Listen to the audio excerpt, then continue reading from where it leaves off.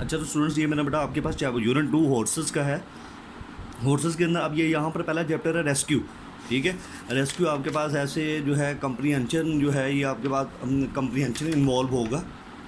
तो कंप्रीहेंशन से मुराद यही होता है कि मेरा बेटा चैप्टर को बार बार पढ़े और चैप्टर के अंदर से इम्पोर्टेंट जो चीज़ें हैं वो आप लोगों ने लर्न करनी होती है। ठीक है, यानी कि इंपॉर्टेंट चीज़ें इंपॉर्टेंट, वैसे भी आपको मैंने मेरा बेटा एमसीक्यूज़ बना के दे चुका हूँ।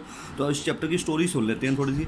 तो यहाँ पर है जी रेस्क्यू। रेस्क्यू का मतलब है बच्चे, इसके अंदर आपके पास मिस फाकलैंड और मिसिस फाकलैंड, ठीक है, एक डॉटर है और एक फादर है। ठीक है, मिस्टर फाकलैंड और मिस फाकलैंड। ठीक है, एक बाप, अब जो वालिद है वो बेसिकली क्या कर रहा है, हॉर्स राइडिंग सिखा रहा है अपनी बेटी को। ठीक है, तो वो हॉर्स राइडिंग सिखाते सिखाते जो है काफ़ी जो हॉर्सेस हैं वो ओवर यानी कि कंट्रोल हो जाते हैं, जिसको वो कंट्रोल नहीं कर पाती।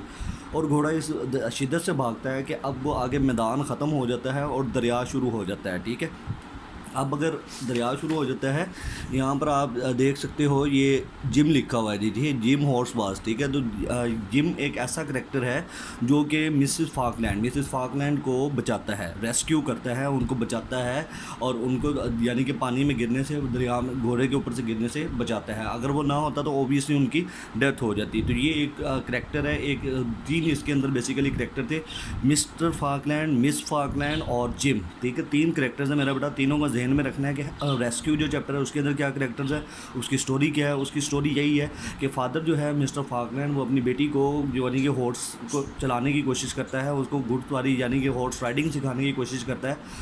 उस सिखाने की कोशिश में हॉर्स जो है ओवर कंट्रोल होता है और वो मैदानों से गुजरता हुआ किसी ऐसी जगह पर पहुंचता है कि आगे मैदान ख़त्म हो जाता है। और क्रीक का लफ्ज़ इस्तेमाल किया है। क्रीक हम ऑस्ट्रेलियन कहते हैं, यानी कि ब्रिटिश की लैंग्वेज में हम कहते हैं उसको समंदर कहते हैं, दरिया भी हम कहते हैं। तो जिम जो है वो उस घोड़े को रोकता है। ठीक है, ताकि अगर वो, क्योंकि अगर वो दरिया में चला जाता घोड़ा तो ओबियसली नुकसान हो जाता है, क्योंकि अगर वो दरिया में घोड़ा चला जाता ओबियसली नुकसान हो जाता मेरा बेटा। ठीक है, तो यहाँ पर अब इस तरीके से दूसरा चैप्टर भी आपके पास था। फिर आएंगी यूनिट नंबर 2, ये हॉर्सेस का आपके पास जो चैप्टर हमने लिखा हुआ है जी, हॉर्सेस द वंडरफुल हॉर्स। ठीक है, द वंडरफुल हॉर्स को आप देख सकते हो, ये इस तरीके से आपके पास तस्वीर, यही वाला जो आपके पास चैप्टर है द वंडरफुल हॉर्स वाला। ठीक है, इसके अंदर बताया गया जी हातम ताई के बारे में। ठीक है, हातम ताई एक बहुत ही सखावत करने वाला यानी कि सखी आदमी था। ठीक है, अब एक सुल्तान जो है, जो मौजूदा हुकूमत का सुल्तान है, वो अपने कुछ वज़ीरों को भेजता है कि भाई मैं सुल्तान के घोड़े के यानी कि हातम ताई के घोड़े के बारे में मालूम करना चाहता हूँ और उसकी जेनरसिटी के बारे में, उसकी सखावत के बारे में। तो इस चीज़ को मेरा बेटा मद्देनज़र रखने के लिए, इस चीज़ के ऊपर गौर करने के लिए कुछ वज़ीर जो हैं वो किसके पास जाते हैं, हातम ताई के पास जाते हैं। ठीक है, यानी कि वाकई की वो सखावत करने वाला है, उसका घोड़ा जो है वो दुनिया के अंदर मशहूर है। तो ये देखने के लिए जब वो उसके पास जाते हैं तो हातम ताई के पास कुछ दिन पहले फ्लड आया होता है, सैलाब आया होता है, जिसकी वजह से उसके पास खुराक वगैरह की चीज़ें नहीं होती। तो वो क्या करता है, अपना जो सबसे प्यारा जो घोड़ा होता है वो उन मेहमानों के लिए, उन मेहमानों के खाने के लिए सर्व कर देता है। ठीक है, तो इस तरीके से एक उन्होंने एग्जांपल बनाई। और जब वो उसे घोड़े के बारे में पूछते हैं यानी कि उन्होंने पूछा कि आपका घोड़ा कहाँ है, सुल्तान पूछ रहा है, तो वो उनको एक्सप्लेन कर देते हैं कि ये मेरा घोड़ा जो है ये तो मैंने आपको काट के खिला दिया। ठीक है, इस वजह से वो इतना सखी था कि उसने मेहमानों के लिए, मेहमानों की आमद के लिए उनको जो है वो अपना फेवरेट जो घोड़ा है उसको काट कर खिला दिया है। ठीक है, नेक्स्ट चैप्टर के ऊपर आते हैं। इसी तरीके से हातम ताई की आपने स्टोरी को याद रखना है। आपके पास ईच एंड एवरीथिंग मेंशन की गई है। ठीक है, किसी किस्म आपने सिर्फ चैप्टर थॉरोली रीड करना है। ठीक है, थॉरोली रीड करने के बाद इवन के एमसीक्यूज़ भी जो है वो मेरा बेटा आपको बता दी गई है। एमसीक्यूज़ भी आप लोग वहाँ से तैयार कर सकते हो। ठीक है, ये आपके पास एक पोइम लिसनर्स यहाँ पर दी गई है। ठीक है, ये लिसनर्स के बारे में आपको यानी कि थोड़ा सा पता ही होगा। ठीक है, ये भी मैं रिपीट कर देता हूँ। पेज नंबर है जी 63, ये मेरा बेटा पेज नंबर 63 के ऊपर आपके पास लिसनर्स की जो पोइम है, इसके अंदर भी सिर्फ एक ऐसी चीज़ के बारे में बताया गया है कि वो लिसनर जो है बेसिकली, वो लिसनर जो है यानी कि घर के अंदर कोई मौजूद नहीं है, घर के अंदर कोई मौजूद नहीं है, यानी कि कोई शायर की बात सुन नहीं रहा। ये पोइम है, वो दरवाज़ा नॉक करता रहता है लेकिन वहाँ पर उसके अलावा और कोई शख्स मौजूद नहीं है और कोई उसकी बात सुनने को तैयार नहीं है। ऐसा लगता है कि घर के अंदर कोई रूहें हैं और वो भी उसकी बात नहीं सुन रही। ठीक है, तो इसकी मेरा बेटा समरी आपके पास दी गई है, उसको याद कर लेना है आपने। ठीक है,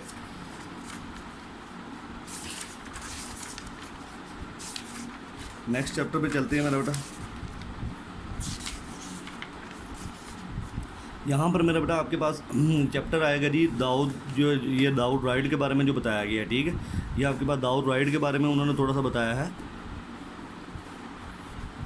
ये दाऊद राइड का चैप्टर है जी, पेज नंबर 75। पेज नंबर 75 के ऊपर आपके पास दाऊद राइड का चैप्टर है। इसके अंदर दाऊद जो है ये आपके पास सारे पैसेज लिखे हुए हैं। दाऊद वाज द एल्डेस्ट, ठीक है, Dawood was the eldest son in the family, यानी कि एक फैमिली के अंदर एक बड़ा बेटा है उनका, और वो क्या करता है जी, अपने ग्रैंड पेरेंट्स से, अपने ग्रैंड पेरेंट्स जो हैं उन वहाँ से पढ़ने के लिए, यानी कि पेरेंट्स के पास पढ़ने से लेकर ग्रैंड फादर तक उसका जो सफ़र है, उस सफ़र से मुराद ये है कि भाई वो रहता जो है पढ़ाई के लिए, जो है अपनी तालीम के लिए दादा जान के घर, ग्रैंड पेरेंट्स के घर रहता है, और जब छुट्टी होती है तो वापस अपने पेरेंट्स के घर आ जाता है, ठीक है। और जब पेरेंट्स के घर आता है तो ओबियसली वो खूब इंजॉय करता है। एक गाँव का एक सिनेरियो है, ठीक है, साइकिल उसके पास है। आफ्टर 8th क्लास, जब उसने 8th क्लास पास कर ली तो उसके फादर ने जो है उसको एक साइकिल जो है वो गिफ्ट कर दी, ठीक है। उसी को वो लेकर प्रोसीड कर रहा है। तो अब इस स्टोरी के अंदर क्या चीज़ है कि दाऊद जो है उसका सामना एक गोश्त, जिसको हम भूत वगैरह कहते हैं, उसके साथ हो जाता है, ठीक है। ये देख सकते हो, ये दाऊद राइड वाला चैप्टर है उसका, यानी कि एक ऐसा चीज़ के साथ, एक ऐसी वायरल चीज़ के साथ हो जाता है जिसको वो बर्दाश्त नहीं कर सकता, ठीक है। तो यहाँ पर मेरा बेटा दाऊद का जो एक सिनेरियो है, एक सफ़र करने का सिनेरियो है, उसको भी आपने ज़हन में रखना है, ठीक है। वो किस तरीके से सफ़र करता है, क्यों सफ़र करता है, किसको मिलने आता है, ठीक है, पेरेंट्स को मिलने आता है या ग्रैंड पेरेंट्स को मिलने आता है, और अपने ब्रदर और सिस्टर के साथ कैसे डील करता है, घर आकर किन एक्टिविटीज़ में उसका ज़्यादा जो है वो इंटरेस्ट होता है। तो ये मेरा बेटा 2-3 चीज़ें आपने जहन में रखनी है, स्टोरी को जहन में रख के हुए चलते जाना है, ठीक है। देखो आपको सारे चैप्टर्स के बारे में थोड़ा थोड़ा बता देता हूँ, ठीक है, ताकि आप यहाँ पर मेरा बेटा आप नेक्स्ट आपके पास आ रहा है जी कन्फ्लिक्ट। ऊपर देख सकते हो जी, war is a bad test business, ठीक है। तो it was January 1994 at the height of the fighting between, ठीक है, एट द फाइट, यहाँ के मुसलमानों और यहूदियों के दरमियान जो है एक लड़ाई थी, उसके बारे में थोड़ा सा जिक्र किया गया है। क्रेसिमीर जो था वो क्या कहते हैं, इन सब चीज़ों के बारे में बता रहा है। क्रेसिमीर जो है वो बेसिकली एक म्यूजिशियन था। उसने क्या किया जी, एक प्रोफेशनल म्यूजिशियन है, उसने सब कुछ छोड़ के कैमरा लिया और ये जो कवरिंग करने गया है, यानी कि पब्लिसेशन करने लग गया है जी अपना जंग की, ठीक है, जो फाइटिंग हो रही है किसके दरमियान, मुसलमानों और टोर्स के दरमियान। कब हो रही है, 1994 में, ठीक है। BBC का ये नुमाइंदा बनकर वहाँ पर गया है, ठीक है। तो इस तरीके से जंग के जितने भी हालात हैं उसको ये कवर करता है। ये मेरा बेटा आपके पास यूनिट नंबर 4 है, war is a bad test business, ठीक है। ये आपके पास कंप्रीहेंशन है, इसके भी MCQs मैंने तैयार कर दी हैं और वो भी आपके पास मौजूद हैं, सेंटेंसेस भी। नेक्स्ट मेरा बेटा आपके पास आ रहा है जी, ये ऊपर लिखा हो जी, शहरज़ाद का जो लेपर्ड है, जो यानी कि शहरज़ाद का एक छोटा बर्फ़ानी चीता है, उसके बारे में है जी। ये आपको शायद मैंने पहले भी 1 बाय 1 करके बताया था, मैं रिपीट कर देता हूँ। शहरज़ाद जो है, ठीक है, अब इसके अंदर करैक्टर देख लें आप, शहरज़ाद है, मालकोलम है और मिस्टर कार्टर है, ठीक है। शहरज़ाद है, मालकोलम है, मिस्टर कार्टर है, 3 करैक्टर फेमस है, ऊपर मैंने लिखे भी हुए हैं, शहरज़ाद, मालकोलम और मिसिस कार्टर, ठीक है। अब यहाँ पर शहजाद के बारे में इंट्रोडक्शन है कि उसने किस तरीके का ड्रेस पहना हुआ है पहले पैसेज के अंदर, ठीक है। दूसरे पैसेज के अंदर आपके पास उन्होंने ये बताया हुआ है कि शहजाद जो है अपनी मदर के साथ किन पार्टीज़ में जाती है, कहाँ जाती है, और लेपर्ड से वो कितना प्यार करती है, ठीक है। नेक्स्ट मेरा बेटा आपके पास है जी, यहाँ पर मालकोलम जो है, ठीक है, मालकोलम जो है वो आपके पास, यानी कि किस तरीके से मालकोलम के साथ वो किस तरीके से बिहेव करती है, वो उसका दोस्त है, मालकोलम जो है उसके साथ किस तरीके से बिहेव करता है। अब लेपर्ड की बारी आती है तो लेपर्ड ओबियसली वो गिफ्ट कर देती है उसकी वालदा किसको, मालकोलम को, ठीक है। मालकोलम की बर्थडे पे उसका लेपर्ड जो है गिफ्ट कर देती है। शहरज़ाद को इस चीज़ का काफ़ी दुख होता है, लिहाजा वो क्या जो है वो इस चीज़ को दोबारा हासिल करने की कोशिश करती है, ठीक है। इस हासिल करने की कोशिश में वो काफ़ी जो है यानी कि उसको डिफ़िकल्ट मुश्किलात का भी सामना करना पड़ता है, और आखिर में वो क्या करती है, उसको मालकोलम को यानी कि ज़ख्मी भी कर देती है, ठीक है। जब वो ज़ख्मी करती है ओबियसली सारा जो है ब्लेम किसके ऊपर आ जाता है, शहरज़ाद के ऊपर आ जाता है, हालांकि वो राइट के ऊपर है, ठीक है। अब ये जो आपके पास शहरज़ाद का जिक्र है, ये खिलौना शहरज़ाद है, ठीक है, कोई असली चीता नहीं है, ठीक है।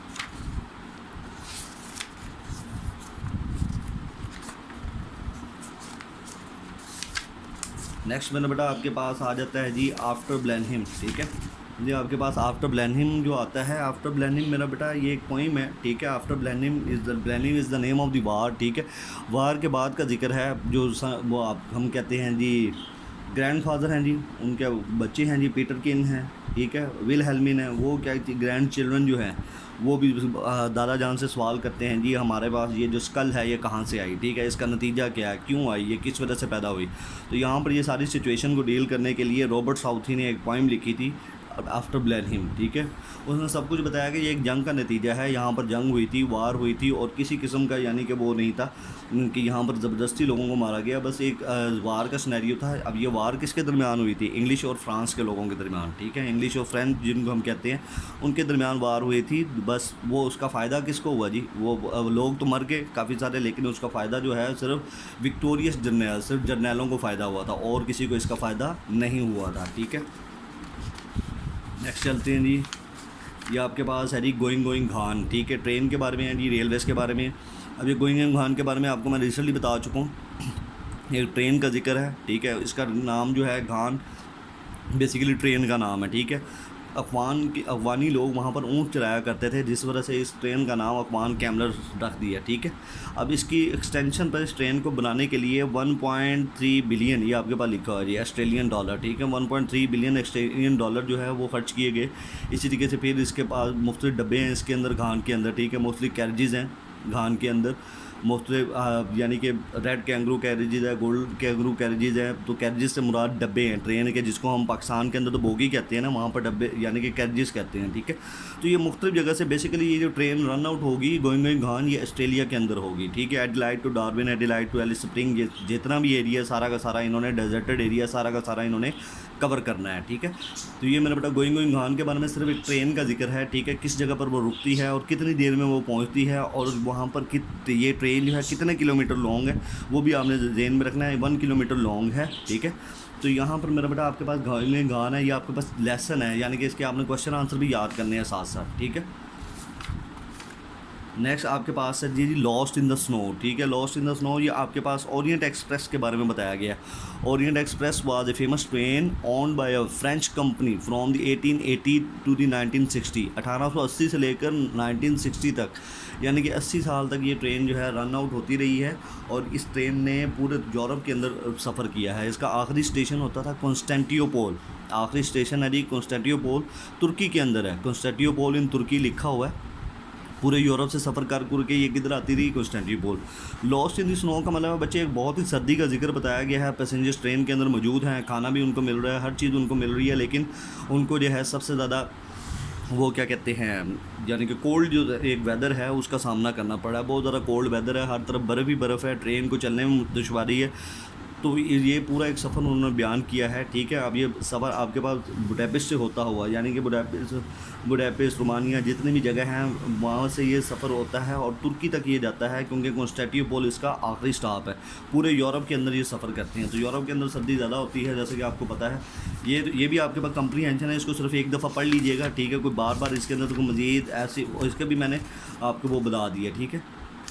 लास्ट मेरा बेटा आपके पास ये चैप्टर है जी probably the world's fastest train, ठीक है। ये पेज नंबर है 131, पेज नंबर 131 के ऊपर probably the world's fastest train ये आपके पास लिखा हुआ है, ठीक है। तो यहाँ पर मेरा बेटा ये जो ट्रेन है इसका ताल्लुक है चाइना के साथ, ठीक है। ये ट्रेन चाइना के अंदर चली है, ठीक है। इसकी टेक्नोलॉजी किधर बिल्डअप की गई है? जापान के अंदर, ठीक है। एक चीज़ इसको मैगलेव ट्रेन कहते हैं हम, ठीक है। मैगलेव ट्रेन से मुराद यानी कि मैग्नेटिक है और इलेक्ट्रोमैग्नेटिक ट्रेन है, यानी कि बिजली और मैग्नेटिक दोनों से मिलकर ये ट्रेन चलती है। तो ये भी आपके पास ये चैप्टर जो है क्या कहते हैं कंप्रीहेंशन नहीं है, क्वेश्चन आंसर के लिहाज से क्वेश्चन आंसर याद करें, फिर द ब्लैंक्स याद करें। इसके अंदर जो ट्रेन का जिक्र है वो मैगलेव है, वो किधर रन कर रही है? शंघाई के अंदर रन कर रही है, ठीक है। और उसकी रफ्तार बहुत ज़्यादा है, इवन और कॉस्टली भी है, ठीक है। कई दफ़ा उसको बैन भी किया गया, ठीक है। बर्मिंघम एयरपोर्ट से सबसे पहले ये चली थी, ठीक है। शटल के तौर पर इसको चलाया गया था, यानी कि शॉर्ट शटल के तौर पर, यानी कि लोकल रूट के ऊपर चलाया गया था। बाद में इसकी तादाद में इजाफा करते गए। तो ये मेरा बेटा आपके पास इंग्लिश एक कुछ चैप्टर थे, मैंने आपको थोड़ा थोड़ा उसका ओवरव्यू दिया है, ठीक है। मेरा बेटा पहले भी आपको एक चैप्टर का मैं बता चुका हूँ, ठीक है। आप लोगों ने यहाँ भी पढ़ा है। तो मेरा बेटा इंशाल्लाह ताला आपने क्या करना है, इसका सबसे पहले जो है क्वेश्चन आंसर याद करें, उसके बाद फिर मेरा बेटा रिपीट करने हैं आपने, यानी कि ये नहीं कि आपको मैंने MCQs वगैरह जो है वो भी मार्कअप करके दिए हैं, MCQs और सेंटेंसेस, फिर वर्ड्स, फिर मीनिंग, और फिर मेरा बेटा क्वेश्चन और आंसर्स। और फिर मेरा बेटा इससे पहले क्या करें, चैप्टर को एक दफ़ा रीड कर लें, ठीक है। चैप्टर की सिर्फ स्टोरी को, हर चैप्टर की सिर्फ स्टोरी को, यानी कि सेंट्रल आइडिया को ज़हन में रखें मेरा बेटा। बहुत शुक्रिया आप लोगों का।